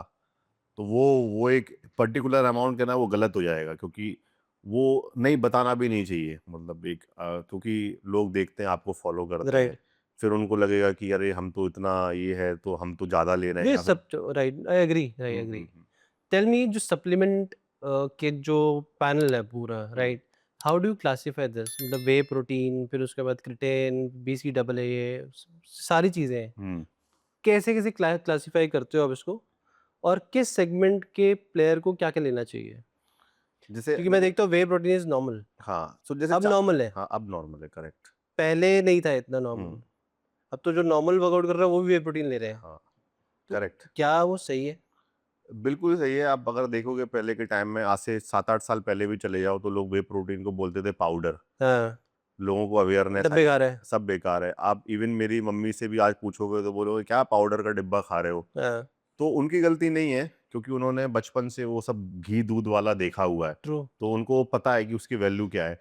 बट आज अगर आप बॉडी को प्रोटीन नहीं दोगे तो आपका मसल मास होल्ड ही नहीं रहेगा। फिर सॉलिड्स फूड किसी लोगों को डाइजेस्ट नहीं होता है, कोई ज़्यादा उतना मतलब खा नहीं पाता है, तो उसके हुँ, लिए वे प्रोटीन अच्छा है। बट अगेन वे प्रोटीन एक सपोर्टिव चीज़ है, उस पे डिपेंडेंट नहीं होना चाहिए कि ये प्रोटीन ले रहे हो। It's one of the protein source, but वो उसको आप प्रायोरिटी पे रख के करोगे तो इट्स नॉट गुड। वो एक ऐड ऑन है। वो एक एड ऑन चीज है, हाँ, कि मतलब आपने अगर ले लिया, वर्कआउट के बाद ले लिया, आपको जल्दी आपके मसल में एब्जॉर्ब हो जाए वर्कआउट के बाद, क्योंकि आपने मसल को ब्रेक डाउन किया होता है। राइट। तो आपको वे प्रोटीन उस टाइम पे चाहिए कि बॉडी के अंदर वो जल्दी जाके मसल में आपके लग जाए, उसको फिल कर दे। लेकिन सॉलिड फूड ही काम करता है eight the end of the day. बाकी बॉडी बिल्डर जो है उनके लिए बहुत सारे ऐसे ऑर्गेन सपोर्ट रहते हैं, किडनी के लिए, लीवर के लिए, अपना मेडिसिन ऐसी सारी रहती हैं कि उनका ईस्ट्रोजन लेवल, प्रोलैक्टिन लेवल, बहुत सारी ऐसी चीज़ें हुँ, जो बॉडी बिल्डर को बहुत स्पेसिफिक लेना पड़ता है। लेकिन अगर आप जनरल फिटनेस हो तो 3-4-5 मेजर हैं। आप क्रिएटिन ले लो, आप वे प्रोटीन ले लो, ओमेगा ले लो, बाकी आपको हर एक चीज़ खाने से मिल जाएगी। राइट। आप क्रिएटिन ले सकते हो, प्रोटीन ले सकते हो, बाकी कुछ भी चीज़ ऐसी नहीं है जो आपको खाने से नहीं मिले। अब लोग क्या है ना कि खाने में ऐड ऑन ये कहाँ से मँगाएँ, फिर वो बनाएँ, तो फिर उसके चक्कर में वो अब अगर फिश खा रहे हो आप, तो आपको ओमेगा की ज़रूरत ही नहीं है। हुँ, आप अगर अच्छा फैट खा रहे हो, तो आपको और फैट के लिए कुछ एक्स्ट्रा ज़रूरत ही लेने नहीं की है। ज़रूरत ही नहीं है। जस्ट टेल मी जो आपने बात करी कि लिवर कंट्रोल के लिए स्पेसिफिक हुँ, मेडिसिन्स हैं और किडनी के लिए स्पेसिफिक हुँ, हुँ, मेडिसिन्स हैं। हुँ। अब ये सब टेक्निकल चीज़ें हैं। हाँ, जो कोच आपको रिकमेंड कर रहा है, हुँ। उसका क्वालिफ़िकेशन क्या है? Is he qualified and he understands medicine so देखो, या हुँ, या फिर ऐसे ही अंधाधुन ही चल रहा है काम? What is it? लार्जली मतलब ब्रॉडर पर्सपेक्टिव में बात करूँ कि मैं हर लोकेशन की बात कर रहा हूँ। हाँ, सी सिर्फ़ दिल्ली में हो सकता है कि लेवल अलग हो। हुँ, हो सकता है जब आप इंटीरियर टाउन में जाते हो पंजाब, हरियाणा या महाराष्ट्र के किसी टाउन पे, वहाँ पे लेवल अलग हो। हुँ, बट ब्रॉडली इंडिया में जो कोचेज़ हैं, हुँ, क्या वो इतने इक्विप्ड हैं, हाँ, इतने क्वालिफाइड हैं हुँ। कि वो ये स्टेरॉइड्स, एनाबॉलिक्स ये सब कंट्रोल्ड तरीके से दे पाएँ सो दैट बॉडी डैमेज ना हो? देखो कुछ मैं 20% बोलूँगा कि अच्छे लोग हैं, जो काम कर रहे हैं। अगर अच्छे लोग नहीं होते तो और सारे लोगों के जो एथलीट 5-5 7-7 साल से खेल रहे हैं, जीत हुँ, रहे हैं, हेल्दी भी हैं, बच्चे भी हो रहे हैं, तो वैसा नहीं होता। राइट। बट 80% लोग जो है ना ब्लफ कर रहे हैं इस गेम में। मतलब हुँ, लाइक पैसा बना रहे हैं। जो एक बहुत हार्श सी रियलिटी है कि भाई आपको मतलब उनको पैसा बनाना है। वो कोचिंग के नाम पे सिर्फ़ पैसा बना रहे हैं। राइट। तो वो वैसा तो है कि मतलब कुछ भी दे देते तो हैं। सपोज़ मैं शुरू करना चाहता हूँ बॉडी हुँ, बिल्डिंग। हुँ, मुझे कैसे डिसाइड करना चाहिए कि मुझे इस कोच के पास जाना है सो दैट मेरी ट्रेनिंग अच्छी हो सके, हुँ, मेरा न्यूट्रिशन ठीक हो सके, हुँ। मेरा जो मेडिसिन इनटेक है हम्म। वो सही हो सके, सो दैट मेरी बॉडी की लॉन्जेविटी मेंटेन रहे। हाँ, करेक्ट। मैं कैसे डिसाइड कर सकता हूँ? देखो, सोशल मीडिया इतना बड़ा प्लेटफॉर्म है हम्म, आज के टाइम में कि आप किसी तक भी इजी रीचेबल हो सकते हो, आप पहुंच सकते हो। जो अच्छा होता है ना, आपको पता चल जाता है। आप बट कैसे? मैं वही कह रहा हूँ कि आपके सराउंडिंग में, जैसे आपको अगर लेना है हम्म, तो आप अपने सराउंडिंग में पूछो कि कौन कोच अच्छा है। जैसे आपको बॉडी बिल्डिंग करनी है तो आप वो सर्कल में पूछो कि कौन कोच अच्छा है, आप उससे बात करो, आपको कैसा फील हो रहा है उससे बात करके हम्म, कि मुझे इसके साथ करना चाहिए, करना नहीं चाहिए। जो एथलीट टॉप पे हैं, सबसे पहले तो आप फिल्टर आउट कर दो जो एथलीट टॉप पे हैं, उनके कोचेस कौन है। ओके। ठीक है, आप वो देखो, आप उन कोचेस की प्रोफाइल पे जाओ, हम्म, आप उनके अचीवमेंट देखो कि वो रेगुलर बेसिस पे अच्छा कर रहे हैं कि नहीं कर रहे हैं, वो कोचेस कब से काम कर रहे हैं कि नहीं कर रहे हैं। आप राइट। ऐसे 4-5 नाम निकालो, 4-5 लोगों से आप उनसे फिर बात करो, उसमें से आप फिल्टर आउट करो कि मुझे किसके साथ करना है। मतलब आप कोचेस के, एथलीट की अचीवमेंट देखो पहले कि वो कितने टाइम से कर रहे हैं उनके एथलीट। ऐसा तो नहीं 2 साल बाद आए फिर गायब हो गए उनके एथलीट। अगर 4-4 5-5 साल से खेल रहे हैं राइट। और ग्रो कर रहे हैं तो इसका मतलब वो सही कर रहे हैं। तो वैसा मतलब है। और कोई कोचेस ऐसा तो है नहीं जो 15-20-50 कोचेस बहुत पॉपुलर हैं, गिने चुने 8-10 कोचेस ही होते हैं। तो राइट। वो पता चल जाता है, ये पता चल जाता है। आप उनसे बात करोगे, उनके रिजल्ट आप देखोगे, तो hmm. It will be easy. तो मतलब ऐसे ही किसी को अलाउ मत करो कि आपकी बॉडी में कुछ भी डाल सके। भाई बॉडी है, बॉडी में तो बिल्कुल अलाउ नहीं करना चाहिए। आज भी आप मानोगे नहीं, बहुत से लोग लेबल निकाल के दे देते हैं कि भाई ये लगा लो। मेरे पास बहुत सारी इंक्वायरी ऐसी आती है कि सर मैं उन कोच के अंडर में था, मुझे तो नाम ही नहीं पता था। तो मैंने बोला भाई आप क्या करते हो? बोला मैं बीकॉम कर रहा हूँ। मैंने कहा भाई तू तो पढ़ा लिखा था, हाँ। आप तो पढ़े लिखे थे, आपने क्वेश्चन क्यों नहीं किया? जब आप बाजार से कुछ भी लेने जाते हो, आप बोलते हो ये दूध है, ये टेट्रा पैक है, आप वो आपको इधर डालना है। जब वो ब्लड में जाना है तो आप उसका नाम नहीं पूछ रहे हो। हम्म। मतलब आप ये देखो कि कोई भी खाने में एक बाल निकल आता है, आप होटल में जाते हो, बाल निकल आ गया, आप खाना फेंक देते हो कि राइट। खाना चाहिए। आप जब मेडिसिन यूज कर रहे हो, आप उसको कुछ देख ही नहीं रहे हो, बस आपने ट्रस्ट करके कर लिया। तो सबसे पहले तो खुद भी एजुकेट होना पड़ेगा। आप और लोगों पे ब्लेम करने से पहले है कि आप वो ब्लेम करने का उन्हें मौका ही मत दो। आप क्वेश्चन पूछो कि ये चीज मैं यूज कर रहा हूँ, क्यों कर रहा हूँ, इसका काम क्या है। वो कोच आपको आंसर कर पा रहा है कि नहीं कर पा रहा हम्म। है, वो एक चीज है, वो समझना पड़ता है। तो क्या देख के पता लग जाता है कि कोई भी एथलीट स्टेरॉइड्स ले रहा है या नहीं ले रहा? अगर कोई बहुत ज्यादा ह्यूज है, मस्कुलर है, वो तो पता चल जाता है, विद इन 1 मिनट पता चल जाएगा कि ये एनहांस है। और जो गलत तरीके से ले रहा है? गलत तरीके से, अब गलत तरीके से ले रहे हैं, अब एनाबॉलिक बॉडी में जा रहा तो काम तो करेगा ही करेगा। हम्म। लेकिन अगर गलत तरीके से ले रहा है तो उसको इन फ्यूचर उनके ऑर्गन्स को डैमेज कर देगा। हम्म। वो आपको इनिशियली नहीं पता चलेगा। गलत, ये बॉडी है, अभी सपोज करो ये सामने बैठे इनकी बॉडी है, अब एनाबॉलिक लिया है तो एनाबॉलिक वाली बॉडी दिख जाएगी। अब वो सही तरीके से लिए, गलत तरीके से लिया, वो नहीं वो पता बाद लगेगा। में पता चलेगा ना, जब उसको कोई हेल्थ प्रॉब्लम आएगा। उससे पहले पता नहीं लगेगा। उससे पहले कैसे पता चलेगा? तो जब इतनी डिपेंडेंसी है, टेल मी कि नेचुरल तरीके से ऐसी कोई कोई सिस्टम या कोई प्रोसेस नहीं बना कि नेचुरल रह के भी कंपटीशन में जा सके लोग? और बिल्कुल जा सके। मतलब बहुत सारे शो ऐसे हैं इंडिया के अंदर भी, बाहर भी, जो नेचुरल कंपटीशन कराते हैं। आईसीएन हो गया, मसलमीनिया हो गया। अब हालांकि मुझे नहीं पता कि उसमें कितने परसेंट लोग नेचुरल हैं, हम्म, कितने परसेंट लोग इनहेंस हैं, कितने लोग ब्लफ करके खेलते हैं, कितने लोगों का ब्लड टेस्ट होता कि नहीं। लेकिन एक प्लेटफॉर्म खुला हुआ है लोगों के लिए कि उसमें नेचुरल compete लोग कर सकते हैं। बट वही है कि नेचुरली फिर आदमी को थोड़ा ना एक साइकोलॉजिकली बहुत मतलब स्ट्रांग होना पड़ता है कि मुझे पता है मैं इससे ज्यादा नहीं दिखूंगा भाई, मैं इतना हार्ड नहीं दिखूंगा। हम्म, अब प्रॉब्लम क्या है, जो नेचुरली तैयारी करते हैं वो अपना कंपैरिजन इनहेंस एथलीट से करते हैं। हम्म। जब वो उनको गोल नहीं अचीव कर पाते हैं तो उनको लगता है हमारी प्रोग्रेस नहीं हो रही है। तो नेचुरल को नेचुरल तरीके से रिजल्ट आता है, और प्लेटफॉर्म भी हैं आजकल। लेकिन अगर आपको एक प्रोफेशनली बॉडी बिल्डिंग करनी है तो वो बिना मेडिसिन के पॉसिबल ही नहीं है। पॉसिबल ही नहीं है, इम्पॉसिबल है। टेल मी स्टेरॉइड्स और डोपिंग में क्या फ़र्क है? डोपिंग तो मुझे लगता है कि हॉकी, कबड्डी, इन सब में होता है। बॉडी बिल्डिंग में आई डोंट थिंक सो कि डोपिंग अगर होने लगी तो ये गेम ही, इस मतलब ये बॉडी बिल्डिंग ही बंद हो जाएगी। फ़र्क क्या है डोपिंग और स्टेरॉइड्स में?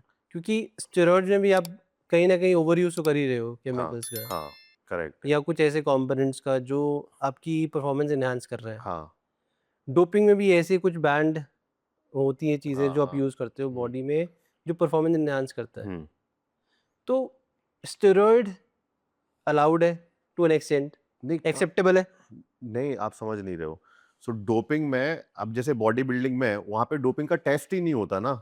अच्छा। आप किसी भी लेवल पे? किसी भी लेवल पे टेस्ट नहीं होता। तो ऐसा कोई कंपोनेंट नहीं है जो रेड फ्लैग हो कि आप ये नहीं ले सकते हो, उसका कोई टेस्टिंग ही नहीं है? बॉडी आप समझ नहीं रहे हो, बॉडी बिल्डिंग में डोपिंग टेस्ट ही नहीं होता है। अच्छा, जो आप सारा ले रहे हो वो सब इल्लीगल है, सब इल्लीगल है? सब इल्लीगल है, मिलते ही नहीं है मार्केट में, सिर्फ टेस्ट के अलावा। बॉडी बिल्डिंग गेम ही एनाबॉलिक डिपेंडेंट है ना, हाँ, डोपिंग टेस्ट ही नहीं होता उसमें। आप कोई भी चीज ऐसी है जो मतलब डोपिंग में सारे मतलब कोई भी ऐसी चीज नहीं है जो डोपिंग में ना आए, सारी चीजें डोपिंग में आ जाएंगी। अच्छा। आप कुछ भी ले लोगे वो डोपिंग में आ जाएगा। हुँ, कितने महीने पहले लिया वो भी डोपिंग में आ जाएगा। तो बॉडी बिल्डिंग में आपने कब सुना डोपिंग हुई? आप चलो आप ही बताओ कि आपने लास्ट कब सुना कि होती नहीं है ना, हाँ, होती नहीं है। हॉकी हो गया, इन सब में डोपिंग होती है। इन सब में अगर उन्होंने टेस्ट ले लिया या फिर कुछ ऐसी चीज ले ली हाँ, जो उसको इनहेंस कर दे, वो डोपिंग में आ जाएगा, वाडा उसे तुरंत पकड़ लेगा, हाँ, इतना स्ट्रांग होता है। पर बॉडी बिल्डिंग में डोपिंग टेस्ट ही नहीं होता है। ओके, हाँ, इट्स नॉट अबाउट कि मतलब स्टेरॉइड और डोपिंग क्या है।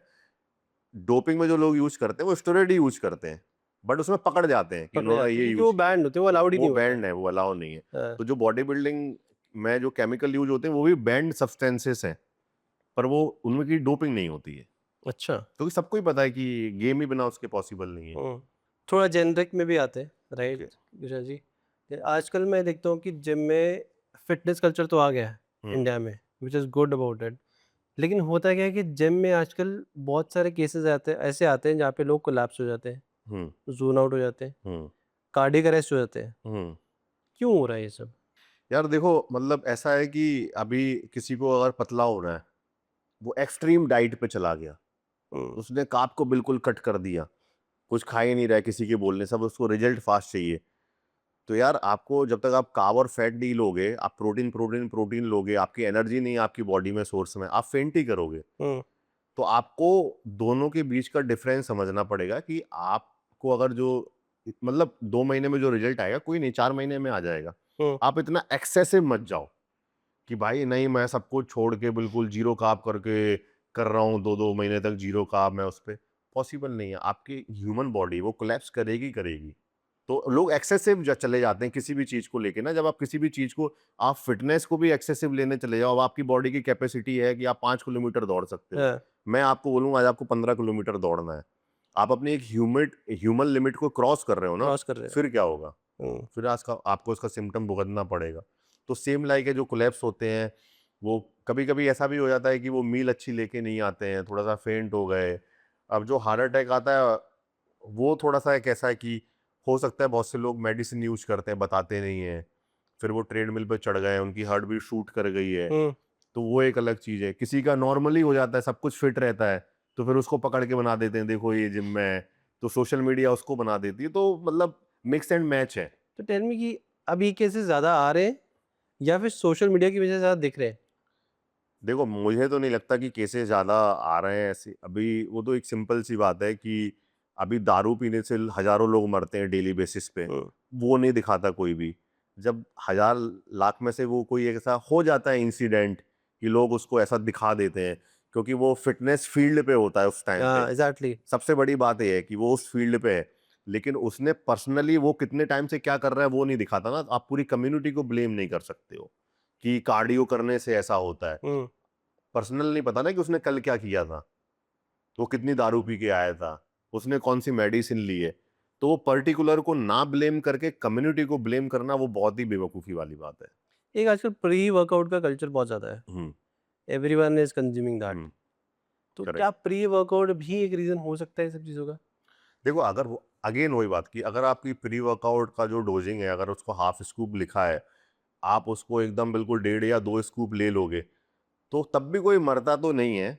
मतलब एक मरना तो एक बहुत ही बड़ी बात हो गई है, क्योंकि प्री वर्कआउट लोगों को पता है, जब कंपनियां बनाती हैं, अच्छी कंपनियां बनाती हैं, मैं अच्छी कंपनियों की बात कर रहा हूँ, तो उनको पता होता है कि ये आधा बोलूंगा तो ये 1 या 1.5 लेगा। लेकिन मतलब प्री वर्कआउट का लोग अगर ओवर यूज करते हैं, 1 स्कूप ही गए, 4 स्कूप ले रहे हैं, 3 ले रहे हैं, तो फिर तो उसका भी वो क्रैश तो आता आता है। फंक्शनली क्या करता है प्री वर्कआउट बॉडी को? फंक्शनली आपका मतलब एक आपका कैफीन होता है, हुँ, आपके मूड को एलिवेट कर देता है, पंप अच्छा देता है। मतलब आपको अगर आलस आ रहा है, नहीं जाना है, वर्कआउट करने का मन नहीं है, या फिर आपको अपनी परफॉर्मेंस को इन्हेंस करना है, हुँ, आपको लिफ्ट अच्छी करनी है, वर्कआउट अच्छा करना है, तो पूरा आपको वो जोन इन रखता है। सो वो पूरा एक माहौल बना के उसमें सिट्रुलिन मैलेट होता है हुँ, जो आपके पंप को अच्छा करता है, उसमें आपका ये हो कैफीन हो गई जो पंप अच्छा देता है, हुँ, मूड अच्छा रखता है बस। लेकिन अगेन वही एक्सेसिव मत करो। अगर उसमें लिखा है कि 200 mg कैफीन है, अगर आप उसको 800 या 1000 ले लोगे तो इट्स नॉट गुड ना। तो वही है कि वे प्रोटीन हो गया। अब वे प्रोटीन को अगर मैंने बोला कि एक दिन में 2 स्कूप लेना है, अब एक दिन में आप 20 स्कूप ले लोगे, 10 स्कूप ले लोगे, हुँ, तो भाई लिवर कैसे डाइजेस्ट करेगा? बिल्कुल, किडनी राइट। पे इफेक्ट आएगा। तो same like pre workout. Tell me जो कॉमनर्स होते हैं जो जिम जॉइन करते हैं, जिम जॉइन करने से पहले कोई उनको बॉडी स्क्रीनिंग करवानी चाहिए? उनको blood test, basic blood report कराना चाहिए, उनका केएफटी, एलएफटी, हुँ, कि कोलेस्ट्रॉल कैसा है, कि मॉनिटर करते रहना चाहिए। हर 2-3 महीने में जो जिम नहीं भी जा रहा है ना, उसको भी कराना है। उसको तो और पहले कराना चाहिए, हुँ, क्योंकि वो कुछ भी खा रहा है, तो या नहीं कराते हैं। तो ब्लड जो टेस्ट है वो हर एक आदमी को, हर एक इंडिविजुअल को कराना चाहिए। हर 3 से 4-5 महीने में कराना चाहिए। ब्लड डोनेट करना चाहिए हर 6-7 महीने में, क्योंकि यही सब एक चीज़ होती है जो आदमी, छोटी-छोटी चीज़ें होती हैं जो बाद में बहुत बड़ी बन जाती है। आप अगर टाइम टू टाइम कराते रहोगे तो आपको पता रहेगा ना अंदर सिस्टम में क्या। आप राइट, गाड़ी की सर्विस तो कराते हो ना, क्यों कराते हो? राइट, क्योंकि आपको पता है रोड पे स्मूथ चले। तो आपको भी तो चलना है ना लाइफ में, तो आप बिल्कुल। स्मूथ तरीके से चलोगे अगर ब्लड टेस्ट कराते रहोगे टाइम टू टाइम। लोग कहते हैं ना, सोचो ना 4000 रुपये कौन देगा, मैं तो हुँ, फिट हूँ, हुँ, लेकिन उन्हें अंदर से पता नहीं चल रहा होता है।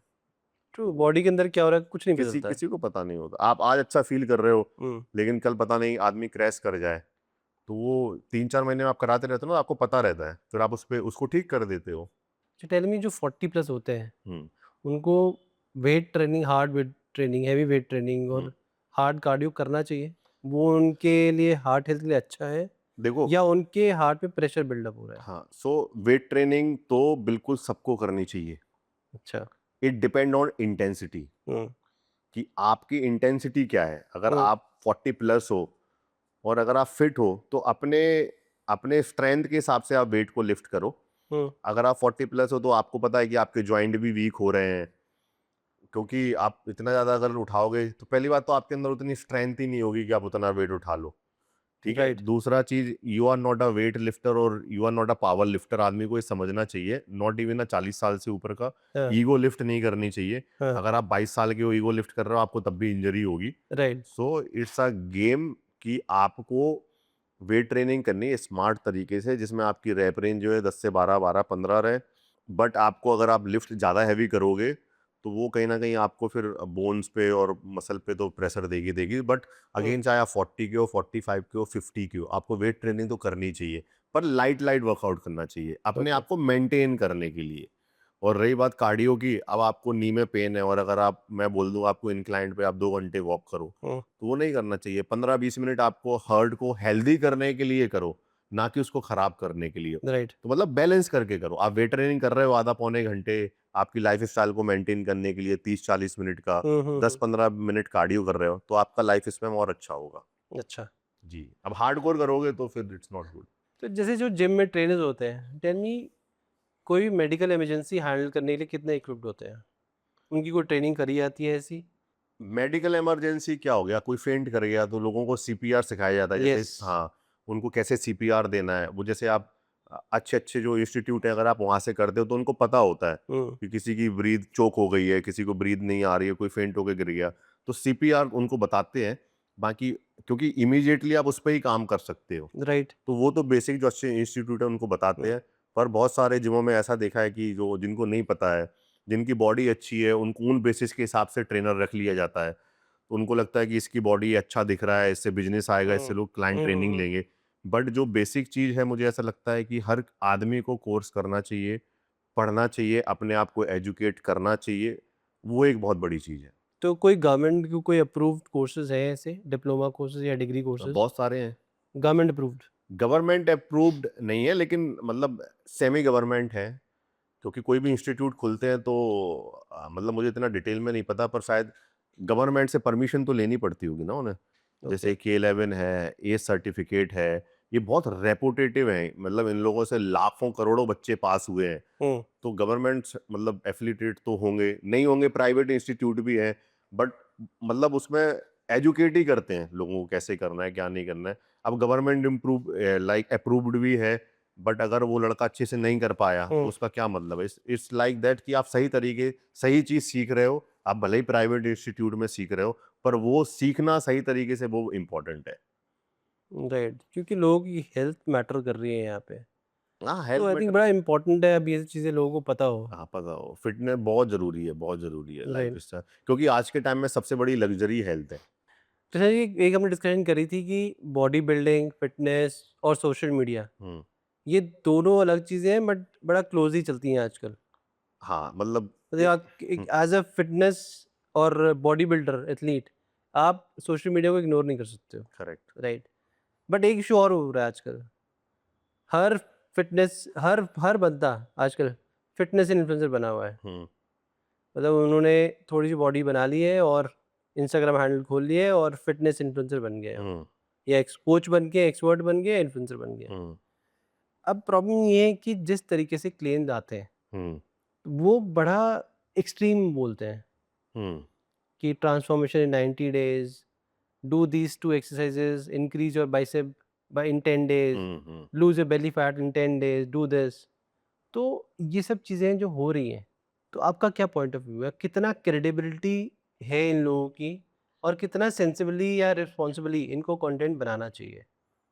तो देखो, जो सबसे पहले ऐसा कंटेंट बनाते हैं ना, हुँ, दैट्स ऑल बुलशिट। वो अपने आप को बेच रहे होते हैं, हुँ, सेल कर रहे होते हैं। उनको पता है कि अगर मैं 10 दिन में, क्योंकि उनके वो तो गलत है ही, पर सबसे ज्यादा गलत वो है जो वहां पे जाके एनरोल कर रहे हैं। मतलब अगर आप देख रहे हो कि 10 दिन में 6 किलो कम हो गया, भाई कैसे हो गया? या आप खुद से क्वेश्चन पूछो। आपने अगर एक्साइटमेंट में जाके उसको पैसा दे दिया, वो पॉसिबल ही नहीं है। हुँ, तो आपको वो गलत जो कर रहे हैं, पर गलत में जो लोग वहां पे जा रहे हैं उनका साथ दे रहे हैं, तो फिर वो और गलत करते हैं। उनको हमें ही रोकना पड़ेगा कि भाई नहीं। सो पहली बात तो, अगर वो इन्फ्लुएंस कर रहे हैं कि 10 दिन में ये हो गया, मतलब हमने ऐसा कर दिया, इतना मसल मास गेन हो गया, इतना बाइसेप बन गया। हुँ। कुछ कंटेंट के लिए भी करते हैं, कुछ बिजनेस के लिए भी करते हैं, कुछ सोशल मीडिया पे अपने एल्गोरिदम नंबर बढ़ाने के लिए भी। मेजर तो उसी की वजह से उसी करते की हैं, वजह से है। बिकॉज़ ये क्लिकबेट होता है उस पे, उसकी वजह से करते हैं। हाँ, मेन उसी की वजह बिकॉज़ से। प्रैक्टिकली तो पॉसिबल नहीं है ये। प्रैक्टिकली पॉसिबल नहीं है। जो प्रैक्टिकली हुँ, पॉसिबल है, वो उस हिसाब से लिखता है कि ये 8 महीने में है, वो रियल चीज बताता है। राइट। आप समझ रहे हो? तो रियल चीज बताता है। आप रियल चीज बताओगे तो आप मार्केट में लंबे टाइम तक टिके रहोगे। हुँ, फेक क्या दिखाना आपको? और पब्लिक स्मार्ट है आज के टाइम में, वो समझ या जाएगी कि आप बेवकूफ बना रहे हो, लेकिन वो सब नंबर गेम चल रहा है आज के टाइम में। लोग बता रहे हैं कि मैं ये हूँ, मैंने ये कर दिया, मैंने वो कर दिया। It's all about number game. जो लोग ऐसा कर रहे हैं अच्छे भी हैं, 10% 20% लोग अच्छे भी हैं। बट उनका क्वांटम कम है, कम लोग हैं जो ऐसा अच्छा हाँ, कर रहे हैं, हाँ। जेन्युइनली जो क्रिएट कर रहे हैं। Yes, yes, yes, yes, yes. पर तो वो मतलब अब बरसाती मेंढक हैं, अभी आएंगे फिर 2 साल बाद नहीं दिखेंगे, वैसा भी है। अच्छा टेल मी, जैसे फूड में तो बड़ा कंट्रोल है फसाए का कि आप हाँ। कुछ भी क्लेम नहीं कर सकते हो। हम्म। तो ऐसा नहीं कि आपने फूड का प्रोडक्ट बनाया, आपने बोल दिया कि 10 दिन में ये कर देगा। वो नहीं कर सकते हो आप। हम्म। फसाए का फुल कंट्रोल है उस पे। हम्म। अभी आप देख भी रहे होगे जो-जो चीज़ें चल रही हैं। हम्म। बट इंस्टाग्राम में ऐसा कुछ नहीं हो रहा। सोशल मीडिया कंटेंट पे किसी का कंट्रोल नहीं है। हम्म। डू यू थिंक ऐसी कोई बॉडी आनी चाहिए जो इस चीज़ को कंट्रोल कर सके? जो लोग कुछ भी क्लेम करते हैं उनको रोक सकें? आनी तो चाहिए, पर वही बोलते हैं, इंडिया एक डेमोक्रेटिक क्योंकि कंट्री है। मैं ये लास्ट ईयर की बात है ये। एक फिटनेस इन्फ्लुएंसर थे। He is very known guy. Hmm. I don't name him. तो अपने वो इंस्टाग्राम में बहुत दिखाते थे कंटेंट ये। हम्म। 90 डे ट्रांसफॉर्मेशन, फिर जिम में ही मैगी बना के खा रहे हैं, हाँ, मैगी से बॉडी बना रहे हैं हाँ, और अल्कोहल कंज्यूम कर रहे हैं हाँ, बिफोर वर्कआउट हाँ। कि पंप होती है बॉडी। हम्म। और इवेंचुअली क्या हुआ, ये तो दिखा रहे थे रील पे। हम्म। रियल लाइफ में उन्होंने क्या-क्या कंज्यूम करा, वी डोंट नो इट। हम्म। और इवेंचुअली एक सिचुएशन ऐसी आई कि जहाँ पे लिवर, किडनी सब कोलैप्स हो गए उनके hmm. Almost. And he came back, hmm. Accept करा उन्होंने वो कि कंटेंट के लिए एक्सेप्ट किया। मैंने ये हम्म। गलत करा हम्म। कि अब आप मत करो। हम्म। बट अगर कोई बॉडी होती जो उसको कंट्रोल कर पाती पहले ही, हम्म। तो ये चीज़ें होती ही नहीं। देखो और जो आई डोंट नो कितने लोगों ने उनको फॉलो करके वो चीज़ें करी भी होंगी। हम्म, देखो, आप जिन भाई साहब की बात कर रहे हो ना, हुँ, आप सबसे पहले वो इंसान का एग्जाम्पल ही गलत दे रहे हो। हुँ, वो he is a very intelligent गाय। उसको पता है कि इंडियन मार्केट में क्या चलता है, हुँ, मुझे क्या देना है, क्या बेचना है, कैसे व्यू बढ़ाने हैं। He is very smart. और एक टाइम पे मेरे बहुत अच्छे दोस्त रह चुके हैं, अच्छा। इसलिए मैं उनके बारे में अच्छे से जानता हूँ। तो वो बहुत स्मार्ट आदमी है, उसको पता है कि अब मैं ऐसा दिखाऊँगा। अब एक बात बताओ, अगर वो दिखा रहा है कि मेरा किडनी लिवर सब खराब हो गया है, तो तू भाई नेचुरली वर्कआउट क्यों नहीं कर रहा है? हाँ, तू जाके ठीक कर ले अपने आप को। हाँ, आप समझ रहे हो? लेकिन जो उसने मैगी वाला चूरन बेचा, फिर उसके हाँ, बाद वोडका, वाइग्रा, उसने अपने आप को नेगेटिव मार्केटिंग की है। राइट। क्योंकि इंडिया में नेगेटिव मार्केटिंग बहुत चलती है। हुँ, आज भी लोग देख लो, कुछ नहीं चल रहा है तो कंट्रोवर्सी कर लो, क्योंकि लोगों को मजा आता है entertainment. Hmm, life is all about entertainment. आदमी बोर हो रहा है, मूवी देख लो, पता है कि ये फिक्शन है हाँ, पर एंटरटेनमेंट है, राइट? तो वही एक छोटी मूवी चला दी उसने कि भाई मैं वोडका पी रहा हूँ, मैं सिगार पी रहा हूँ, मैं ये की पी रहा हूँ। उसने कंटेंट चला दिया अलग तरीके से। हुँ, साथ में एनाबॉलिक पे तो वो थे ही भाई साहब, हाँ, ठीक बिल्कुल। है? एनाबॉलिक पे तो थे ही, तो उसका दिमाग काम ही नहीं कर रहा था, तो उसको पता ही नहीं चल रहा था कि क्या कर रहा है, क्या नहीं कर रहा है, कुछ भी आके बोल रहा है, कुछ भी कर रहा है। तो मतलब ऐसे लोग तो समाज के लिए भी अच्छे नहीं हैं, मेरे हिसाब से। मतलब लोग उनको देखते भी हैं, तो वो भी बेवकूफ़ हैं कि इतने बड़े बेवकूफ़ आदमी को आप देख रहे हो, हाँ, जो सोशल मीडिया पे इतना बड़ा इन्फ्लुएंसिंग लेके बैठा है, वो क्या बता रहा है और आप क्या सुन रहे हो? अगर आप अपनी बॉडी को आज एक्सपोज़ करके दिखा रहे हो, ये लटका हुआ चेस्ट दिखा रहे हो, हुँ, तो आप यू आर अ फूल। उसको ट्रू। ठीक कर लो भाई नेचुरली। हाँ, आप बताओ, आप नेचुरली भी कर सकते हो। आज आप अवेयरनेस का वो बता रहे हो, तो आपने अपने कोचेज़ को क्यों एक्सपोज़ नहीं किया हुँ, कि उन्होंने मुझे ये दिया? आप तो पढ़े लिखे थे ना, आप तो एजुकेटेड थे ना, आपने क्यों वो चीज़ ली? वो आप आपने जिस आदमी का एग्ज़ाम्पल दिया, he is like a total cartoon entertainment, hmm, like वैसा। तो हाँ, लेकिन आपकी दूसरी बात पे मैं एग्री करूँगा कि जो लोग बोलते हैं, कुछ भी बोलते हैं कि ले लेना चाहिए सोशल मीडिया पे। जैसे हम लोग हैं, हम कभी भी सोशल मीडिया के प्लेटफ़ॉर्म पे आके बोलते नहीं हैं कि आपको ये लेना है, आपको नहीं लेना है। हमको पता है कि अगर हमने बोल दिया, 2 लोगों को भी उससे नुकसान हो गया कि वो किस तरीके से ले रहा है, तो वो एग्ज़ैक्टली। एक चीज़ गलत है। तो उस पे आना चाहिए कि लोग ऐसे आके कुछ भी ना बोल दें कि ये ले लो, वो ले लो। इन्फ्लुएंस हो जाते हैं, सोशल मीडिया प्लेटफ़ॉर्म है। 10 अगर ह्यूमन बॉडी है, सबका ब्रेन अलग है। किसी ने आपकी बात को स्ट्राइक कर लिया, ये ऐसा हो जाएगा, वो कर लिया, तो इट्स नॉट गुड। एक जवाबदारी लेनी चाहिए लोगों को लेनी बोल चाहिए बोलने बिकॉज़ से पहले। प्रॉब्लम पता है कृष्ण भाई क्या है? कि जो कंटेंट कंज़्यूम कर रहे हैं ना, हुँ, वो यूथ है। करेक्ट। उनकी एज ग्रुप है 18 टू 22 हुँ, मैक्सिमम 23। हुँ, उस टाइम क्या होता है उन लोगों को कई बारी पता होता है, कई बारी हुँ, नहीं पता हुँ, होता कि क्या सही है, क्या गलत है। हुँ, वो इन्फ्लुएंस होके वो ग्लैमर के चक्कर में ले लेते हैं हुँ, और बाद में रिज़ल्ट्स जो आते हैं, हुँ, वो सफ़र करते हैं खुद भी और उनकी फैमिलीज़ भी। हुँ, हुँ, तो करेक्ट। इसलिए मुझे लगता है कि अगर कंटेंट क्रिएशन हो रहा है, तो लोगों को रिस्पॉन्सिबली करना चाहिए, हाँ, और एक या तो लिमिटेशन मत होनी चाहिए। करो। मुझे लगता है कि गवर्नमेंट को भी इसमें कुछ वो लेने चाहिए, लेने चाहिए उसमें गवर्नमेंट कुछ को। लिमिटेशन होनी चाहिए एग्ज़ैक्टली। कि अगर आप ऐसा करोगे तो आपका पेज सस्पेंड कर दिया जाएगा। हाँ, अभी वो औ नहीं हो रहा। और स्ट्रिक्ट होना चाहिए। लोगों को डर ही नहीं है, कुछ भी आके कुछ भी क्लेम कर रहे हैं, कुछ भी बोल रहे हैं। हाँ, तो वो बिल्कुल होना चाहिए। मैं उस चीज़ से 100% एग्री करता हूँ कि कुछ लिमिटेशन होनी चाहिए। अगर मैं सप्लीमेंट और डाइट के बारे में बोल रहा हूँ ना, तो मेरा वहाँ पे एक न्यूट्रिशन का सर्टिफ़िकेट जमा होना चाहिए। होना चाहिए। कुछ ऐसा अब प्लेटफ़ॉर्म होना जैसे चाहिए। फाइनेंस में हो गया ये, हाँ, अगर आप सेबी रजिस्टर्ड नहीं हो, करेक्ट। तो आप फाइनेंस का कुछ भी नहीं बता कुछ सकते भी हो। नहीं बता सकते। बट फूड में नहीं हुआ, हाँ, जबकि लोगों की बॉडी लिंक्ड है इससे, correct. Which is more valuable. More valuable, correct, 100% agree. उसमें नहीं कर रहे हैं अभी नहीं कोई कर भी। रहे हैं। Just final question to conclude, tell me, अगर आपको बॉडी बिल्डिंग इंडस्ट्री में कोई भी एक चीज़ बदलनी हो, हुँ। तो क्या बदलना चाहोगे? अगर मुझे बॉडी बिल्डिंग में कोई भी 1 या 2 चीज़ बदलनी हो, तो मैं बदलूँगा कि